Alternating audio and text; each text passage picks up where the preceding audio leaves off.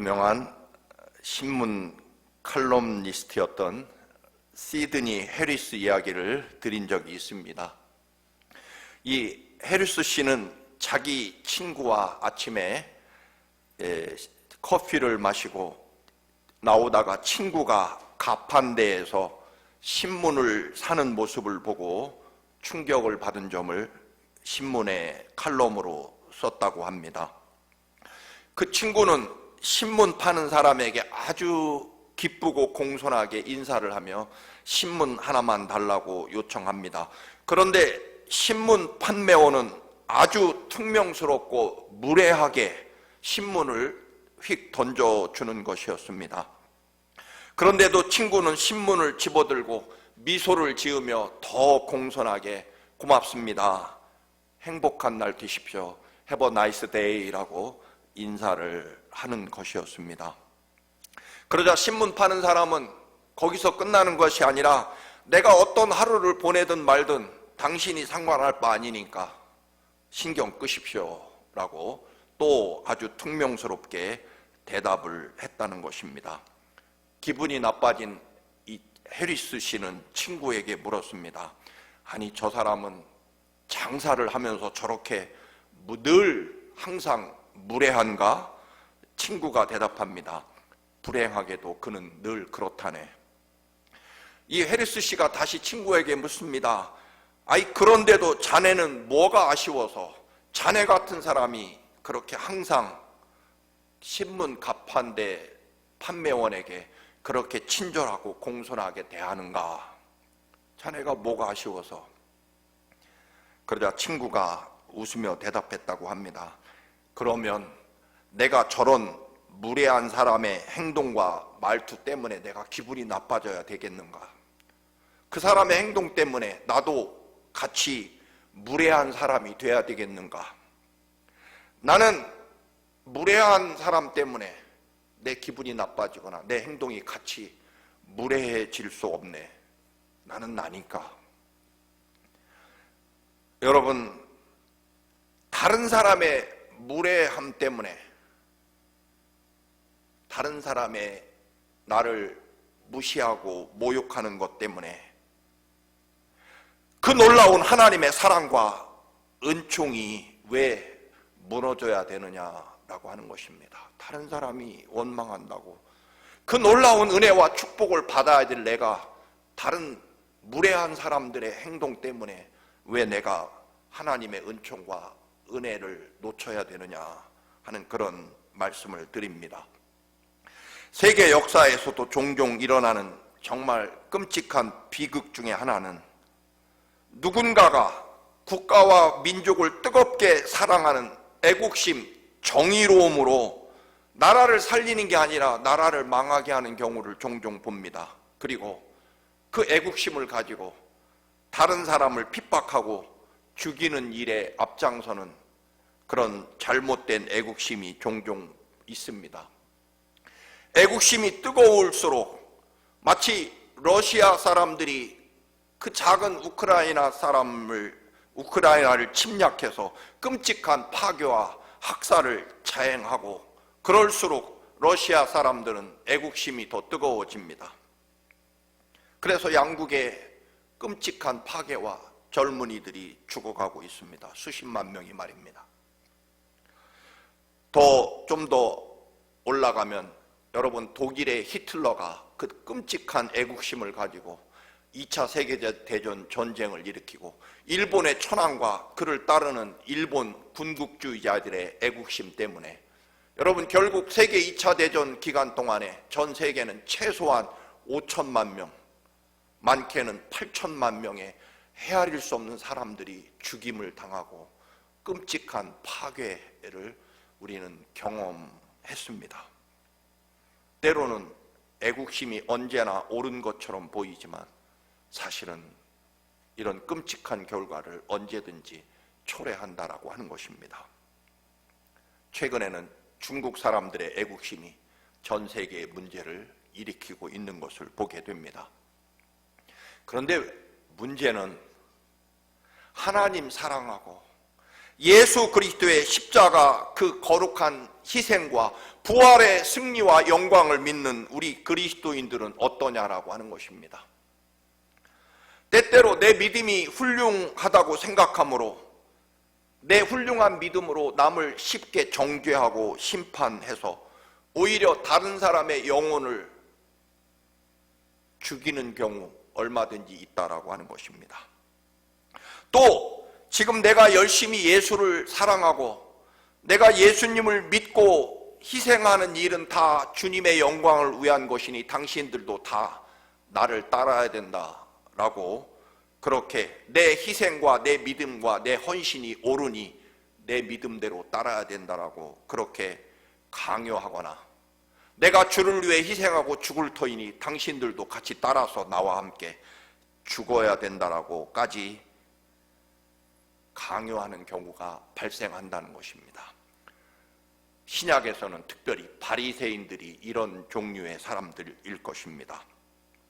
그런데 여기서 한 발 더 나가 우리가 더 심각한 믿음이 있을 수 있습니다. 그것은요, 나는 살아나면 기적이고 그리고 축복이며 다른 사람은 반드시 죽고 내가 살아야 하나님 축복이고 기적이라고 믿는 경우일 것입니다. 결론을 미리 말씀드린다면 믿음이라고 하는 것, 우리가 그리스도를 따른다라고 하는 것은 나를 살리려고 십자가에 죽으신 예수 그리스도를 따르는 사람입니다. 그리고 그 죽음을 이기시고 사흘 만에 부활하셔서 위대한 승리와 영광을 소유하시고 우리에게 영원한 하나님 나라 영생을 주신 예수 그리스도를 믿고 따른다고 하는 우리들은 결국 우리도 믿음이 좋으면 좋을수록, 예수 그리스도를 따르면 따를수록 우리도 결국 늘 죽음의 자리에 기쁨으로 죽고 희생하는 자리에 기쁨으로 희생하는 사람들입니다. 왜냐하면 사흘 만에 부활할 것을 믿기 때문에 그렇습니다. 그런데 우리는 믿음이 좋으면 나는 살고 누군가는 죽으면 믿음이 좋은 거고 하나님이 나를 축복해 주신다라고 믿는 경우가 얼마든지 있다라고 하는 것입니다. 그리고 내 희생과 섬김의 믿음에 다 나를 따라야 된다고 강요하거나 정죄하고 심판하는 그런 믿음의 종류가 있을 수 있다라고 하는 것입니다. 부활과 영원한 천국이 내게 있음으로 인해서 여러분, 나는 살아도 주를 위해 살 것이고 죽어도 주님을 위해 죽는 것이기 때문에 나는 사나 죽으나 주님의 것입니다라고 그렇게 기쁨과 자유함에 이르게 된다라고 하는 것입니다. 진정한 믿음이라고 하는 것은 내가 믿는 믿음으로 나를 죽이는 것이고 내가 믿는 믿음으로 다른 사람을 살리고 사랑하는 것이 진정한 믿음일 것입니다. 거듭났다라고 하는 것은 무슨 뜻일까요? 그동안은 나는 살고 누군가는 죽거나 낮아져야 된다고 생각하던 삶에서 거듭난다라고 하는 것은 놀랍게도요, 반대로 이제부터 나는 늘 죽고 내 안에 예수님이 살고 그 덕분에 다른 사람들이 사는 것, 그것이 거듭났다는 의미입니다. 거듭나기 전에는 어떻게 하든지 내가 살아야죠. 그런데 거듭나면요, 부활의 승리를 나는 믿기 때문에 늘 나는 어떻게 하든지 내가 죽을까, 그것을 고민하고 기도하는 사람이 거듭난 사람이 되는 것입니다. 그래서 성경 말씀을 배우면 배울수록, 생명수의 말씀을 마시면 마실수록, 은혜 받으면 받을수록 나는 점점 죽고 나 때문에 이웃은 점점 행복해지고 구원을 얻게 되는 그런 삶을 살아가는 것, 그것이 믿는 사람이고 거듭난 사람의 모습일 것입니다. 그런데 우리는 잘 믿으면 믿을수록 나는 점점 살고, 잘 믿으면 믿을수록 다른 사람은 내가 싫어하거나 내가 미워하는 사람은 점점 안 돼야 된다고 생각하는 경우가 얼마든지 있다라고 하는 것입니다. 불과 40-50년 전에 사실 저희 어머니도 소위 할머니들은 까막눈이신 분이 많았습니다. 글을 읽을 줄도 쓸 줄도 몰랐기 때문에 그분들의 답답함과 서러움은, 저도 저희 어머니도 글을 처음에는 모르셨기 때문에 가끔씩 흘리는 서러움의 눈물을 저는 본 적이 있습니다. 그래서 누군가가 써줘야 되고 누군가가 읽어줘야 되고, 그 까막눈의 경험을 저도 미국에 오니까 느끼게 되죠. 누군가가, 죄송합니다, 딸년들이 읽어줘야 되고 써줘야 되고 전화해줘야 되고. 그래서 지금은 거의 죽으나 사나 제가 해결하려고 합니다. 여러분, 이 까막눈, 다른 사람의 절대적인 의존에 의해서 살아가는 거죠. 그런데요, 우리 어머님도 교회를 나가기 시작하니까 자연히 성경을 읽게 되고 찬송가를 부르다 보니까 어느새 그래도 글을 깨우치시더라고요. 여러분, 어디 가실 때도 누군가가 모시고 버스 번호도 제대로 못 읽고, 가는 동대문인지 서대문인지 글씨를 못 읽으니까 꼭 누군가가 데려가 줘야 되고, 그 데려가 달라고 부탁하려고 그 서러움을 겪는 그런 삶에서 글을 알게 된 순간부터 세상이 달라질 수밖에 없습니다. 내가 자유한 거죠. 가고 싶으면 가고, 여러분, 읽고 싶으면 읽고. 우리가 하나님의 진리를 경험한다라고 하는 것은 내가 나를 주관하고 움직이는 그런, 그 말은 하나님 사랑하고 하나님의 말씀의 진리를 깨닫게 되는 순간부터 하늘이 열리는 그 놀라운 기쁨과 자유함에 이르게 되는 것을 의미할 것입니다. 아기가 엄마 품에서 젖을 배불리 먹고 엄마를 바라보는 그 눈길이, 누군가는 그게 우리의 자유함과 구원이라고, 평안이라고 말하는 분도 있습니다. 여러분, 사무엘상 24장에 보면 다윗이 사울 왕의 죽임을 피해서 끝없이 도망칩니다. 부하들과 아내와 어린 자녀들을 거느리고 광야 동굴에서 삽니다. 말이 그렇지 여러분, 2000년 전에 3000년 전에 동굴에서 산다는 것, 그것도 어린 아기들을 데리고 그 광야 동굴에서 사는 것은 짐승과 뭐 다를 바가 있겠습니까? 그렇지 않습니까? 그런데 다윗을 죽이려고 그렇게 쫓아다니던 사울 왕이 용변을 보려고 화장실을 찾다가 하필이면 다윗이 숨어있는 동굴에 혼자, 경호원도 없이 혼자 뭐 화장실 용변 보러 왔으니까 혼자 동굴 안에 들어옵니다. 다윗이 등을 돌리고 열심히 용변을 보는 사울 왕의 창으로 한번 찌르면 이 지긋지긋한 도망자의 생활이 끝나고 심지어는 왕이 될 수도 있었습니다. 우리가 아는 대로 하나님이 기름 부은 종을 내 손으로 죽일 수 없다. 결국 사울을 안전하게 살려서 보냅니다. 이 사실을 안 사울 왕이 충격적인 고백을 합니다. 사무엘상 24장 18절에서 20절입니다. 주님께서 나를 네 손에 넘겨주셨으나 너는 나를 죽이지 않았구나. 도대체 누가 자기의 원수를 붙잡고서도 무사히 제 길을 가도록 놓아 보내주겠느냐? 그런 사람은 없다는 거죠. 그런데 오늘 네가 내게 이렇게 잘해 주었으니 주님께서 너에게 선으로 갚아주시기 바란다. 나도 분명히 안다. 너는 틀림없이 왕이 될 것이고 이스라엘 나라가 네 손에서 굳게 설 것이다. 이게 누가 한 말이냐면 사울 왕이 한 말입니다. 한마디로 간단히 말하면 다윗, 네가 나보다 나은 사람이다. 하나님께서는 이렇게 행동하는 너에게 분명히 복을 주실 것이다. 너는 반드시 이스라엘의 왕이 될 것이고 이스라엘은 너의 지도력 때문에 위대한 나라가 될 것이다. 그런 축복을 다윗 죽이러 다니는 사울 왕이 다윗에게 해줍니다. 여러분, 그 도망자의 지긋지긋한 동굴에서 짐승처럼 살아가던 다윗이 사울 왕에게 이런 고백을 들었을 때 여러분 마음이 어땠을까요?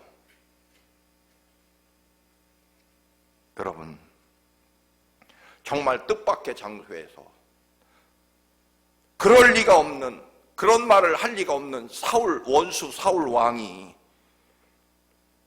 다윗에게 너는 참 나보다 나은 사람이구나. 너는 반드시 하나님의 은혜 가운데 이스라엘의 왕이 될 것이고 너 때문에 이스라엘은 부강하고 위대한 나라가 될 것이 틀림없다.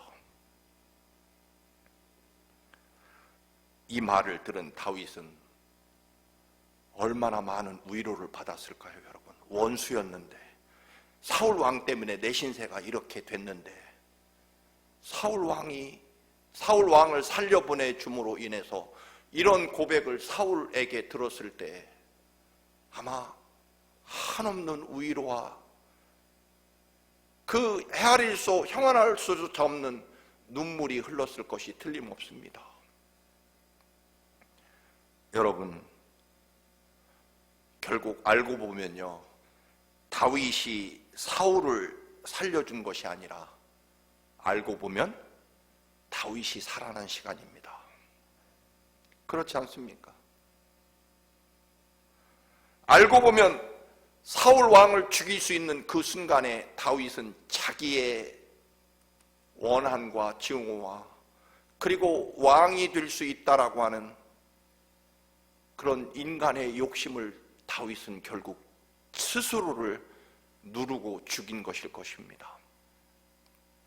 사울을 죽일 수 있는 시간에 다윗은 끝없이 자기를 채찍질하고 자기를 죽입니다. 무엇으로요? 하나님의 말씀으로 말입니다. 일반적인 믿음으로 보면 부하들도 그랬고요.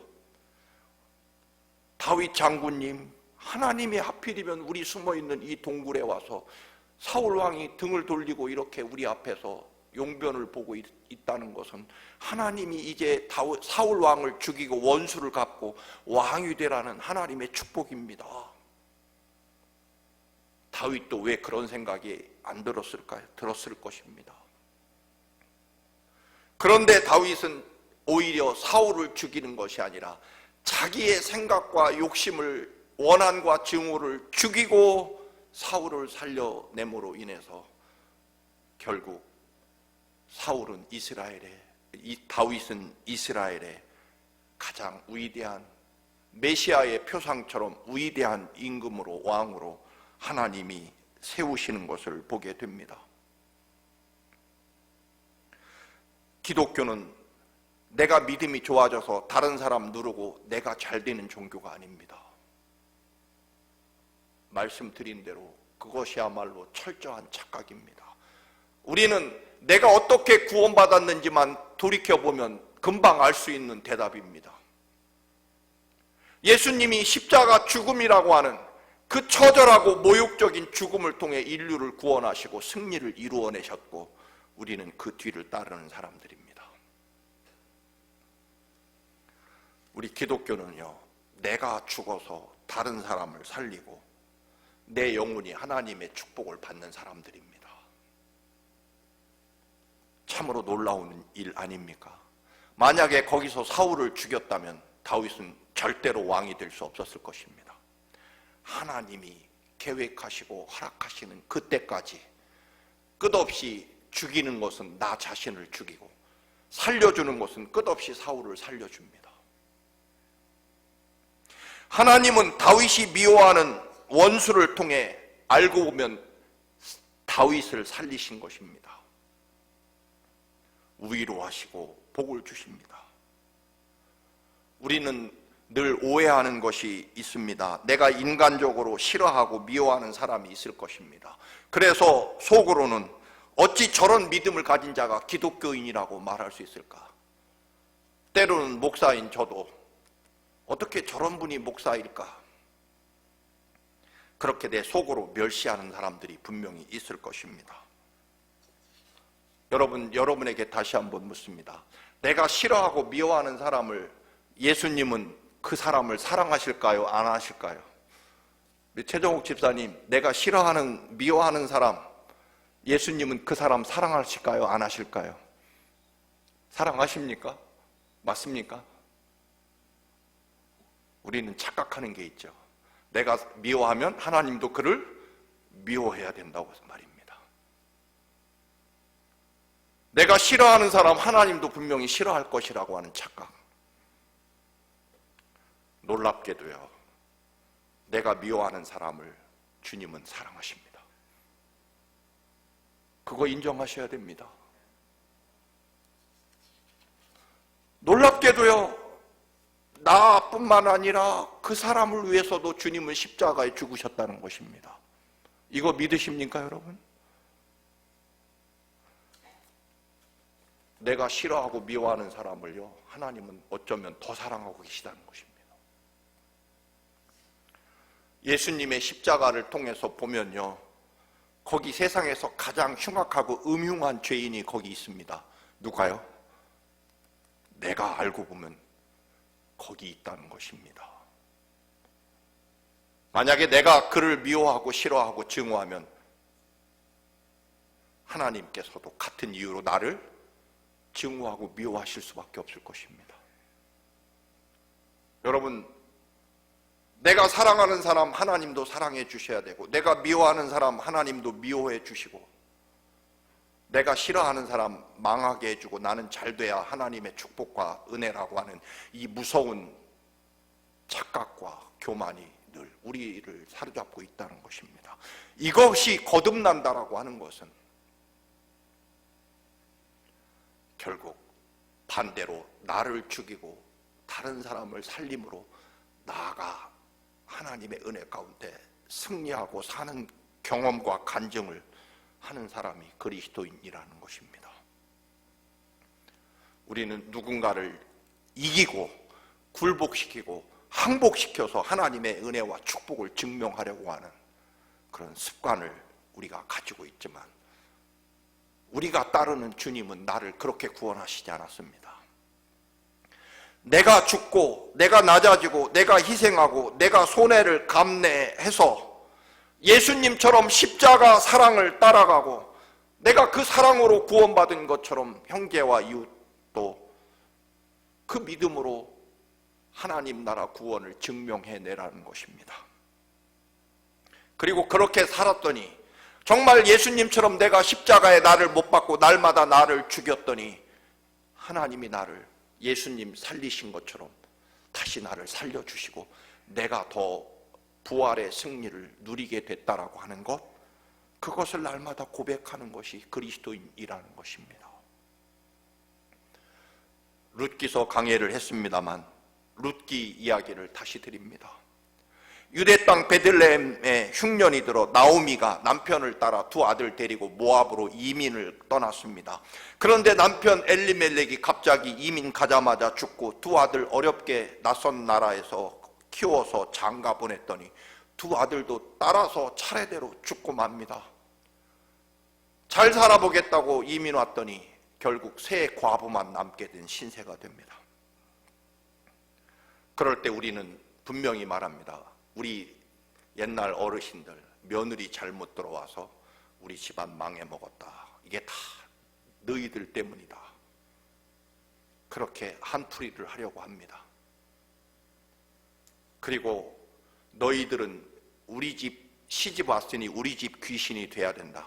그러니 나를 끝까지 책임져라. 내가 죽을 때까지 나를 먹여 살려야 된다. 두 며느리들에게 그러는 것이 3000년 전의 풍습입니다. 그런데 놀랍게도 나오미는요, 자기의 불행한 쓸쓸하고 외로운 인생을 각오하면서 두 며느리들에게 뭐라고 말합니까? 얘야, 이 시어머니가 죄가 많아서 너희들까지 불행해졌구나. 미안하다. 그럼에도 불구하고 끝까지 이 시어머니를 사랑하고 돌봐줘서 너무나 고맙구나. 그러니 나는 하나님께 죄가 많은 사람이라서 앞으로 삶도 굉장히 슬프고 비참할 것이다. 그러니 너희들만이라도 잘 살기를 바란다. 친정으로 돌아가서 좋은 남자 만나 그동안 당한 지난날의 세월을 보상받고 이제부터는 너희들만이라도 행복하거라. 큰며느리는 시어머니의 진심에 친정으로 가서 새 출발했을 것입니다. 그런데 놀랍게도 룻은요, 뭐라고 말합니까? 어머니 아닙니다. 어머니의 하나님이 나의 하나님이 될 것입니다. 저는 끝까지 시어머니의 옷자락을 붙잡고 끝까지 시어머니를 따라갈 것입니다. 나오미와 룻은요, 결국 자기를 죽입니다. 다른 사람의 불행에 여러분 그것을 거부하고 내 인생 행복을 찾자는 것이 아니었습니다. 불행은 내가 감내하고 너희들은 행복해야 된다. 결국 하나님 나라 구원 역사에 나오미는요, 어떻게 됩니까? 룻을 결국 데리고 베들레헴 유대 땅으로 돌아와서 보아스라는 훌륭한 남자에게 또 결국 시어머니는 온갖 작전을 짜서 자기 며느리를 보아스에게 시집을 보냅니다. 그리고 다윗의 증조 할머니가 룻이 되고 따라서 나오미는 다윗 임금의 고조 할머니가 되고 예수님의 족보에 보면 룻의 이름이 찬란하게 이방 여인임에도 기록되어 있습니다. 결국 나의 행복을 위해 다른 사람을 희생시키는 것이 하나님의 축복이라고 여기는 것이 아니라 내가 희생해서 다른 사람을 행복하게 만드는 그런 믿음의 삶을 나오미나 며느리 룻은 서로가 서로를 높여주고 희생과 고난은 내가 감내하겠다는, 결국 예수 그리스도의 말씀대로 자기를 부인하고 자기 십자가를 지고 하나님의 말씀을 따라가는 그러한 삶을 통해 큰며느리는 역사에서 사라졌지만 작은 며느리 룻은 하나님 나라 구원 역사에 지금까지 우리는 예수 그리스도의 구원 역사에 찬란히 빛나는 여인으로 그 이름이 높여집니다. 룻이 시어머니를 따르는 이유는 딱 하나입니다. 어머니의 하나님이 나의 하나님이기 때문입니다. 다른 시어머니들은 이방 여자 너희들이 우리 집에 시집 왔기 때문에 우리 집안 망쳐먹었다. 그것이 일반적인 생각이고, 그러니 너희들은 내가 죽을 때까지 열심히 나를 봉양해야 된다. 여러분, 그렇지 않습니다. 두 며느리의 행복을 위해 불행하고 외롭고 처참한 자신의 삶을 쓸쓸히 외롭게 죽을 각오를 시어머니 나오미는 합니다. 나는 죽고 그 이방 며느리들이니까 무시해도 되는데, 노예처럼 부려도 되는데, 그들의 행복을 진심으로 바라서 무엇이든 다 그들의 행복한 미래를 보장해 주기 위해 애쓰는 모습을 보게 됩니다. 룻도요, 자기 미래의 행복을 죽이고 시어머니의 하나님을 따라 반대로 이번엔 룻이 자기 나라를 떠나 시어머니의 나라로 가게 됩니다. 다윗의 삶에 또 다른 이야기가 있습니다. 아들 압살롬이 아버지를 죽이고 왕이 되겠다고 반역을 일으켜서 다윗은 울면서 맨발로 도망을 치게 될 때 시므이라는 원수가 돌을 던지고 먼지를 뿌리면서 너 잘됐다, 꼴 좋다, 내가 너 망할 줄 알았다라고 도망치는 다윗을 저주하고 조롱할 때, 여러분, 부하가 뭐라고 합니까? 왕이여, 우리가 아무리 도망자라도 저놈은 죽이고 갑시다. 그때 다윗은 뭐라고 말합니까? 아니다, 저 원수 시므이가 퍼붓는 말은 하나님이 나를 지금 심판하시는 말씀이다. 하나님의 말씀으로 받아들입니다. 원수 시므이를 죽이는 것, 죽여 없애는 것이 그 당시에 다윗의 심정이었겠지만 다윗은 자기를 죽입니다. 그러므로 다윗은 살아납니다. 요셉도 그럴 것입니다.